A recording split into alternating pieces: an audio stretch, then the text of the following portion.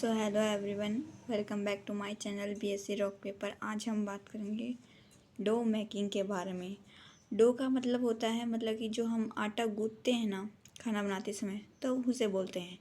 यानी कि जब हम आटे को गूँथेंगे बहुत ही लार्ज स्केल पे, जैसे कि रेस्टोरेंट वगैरह में किया जाता है, इडली डोसा बनाने के लिए हम बैक्टीरिया का यूज़ करते हैं। ठीक है।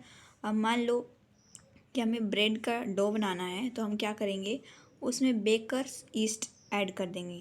ठीक है। ईस्ट को हम जैसे ही ऐड करेंगे तो जो हमारा डो है वो क्या हो जाएगा, थोड़ा सा फूल जाएगा। किसकी वजह से? कार्बन डाइऑक्साइड की वजह से जो हमारा डो है वो कि थोड़ा सा फूल जाता है। ठीक है।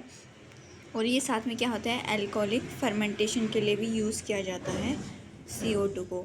अब मान लो हमारे पास 3 कार्बन के पायरुवेट थे, उसको हमने क्या किया, फर्मेंटेशन, लैक्टिक एसिड फर्मेंटेशन के दौरान हमने क्या किया, उसको कन्वर्ट कर दिया 3 कार्बन लैक्टेट में।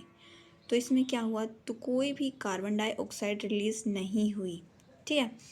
अब मान लो इसी 3 कार्बन पायरेट को हमने एल्कोहलिक फर्मेंटेशन के दौरान जैसे ही चेंज किया, तो हमने क्या किया, हमारा बिना इथेनॉल प्लस CO2।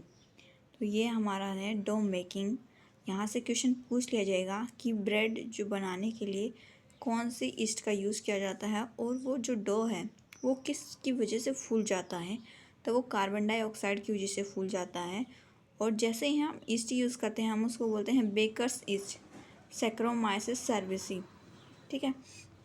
तो ये हमारा है डो मेकिंग।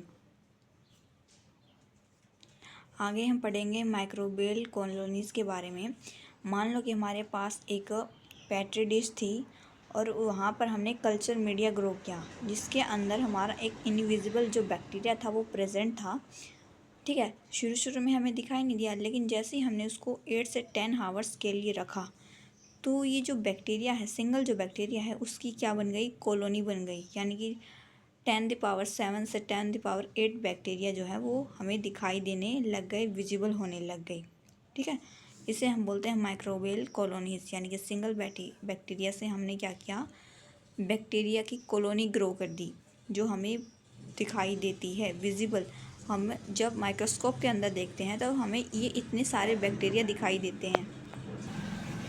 आगे मैं बात करूँगी एडिनो वायरस की। तो एडिनो वायरस जो है, आगे मैं बात करूँगी एडिनो वायरस की। तो ये एक डायमंड शेप का होता है, ठीक है, वायरस, जो कि क्या करता है, हमारे जो रेस्पिरेटरी सिस्टम है वहाँ पर इन्फेक्शन जो है वो कोज करता है।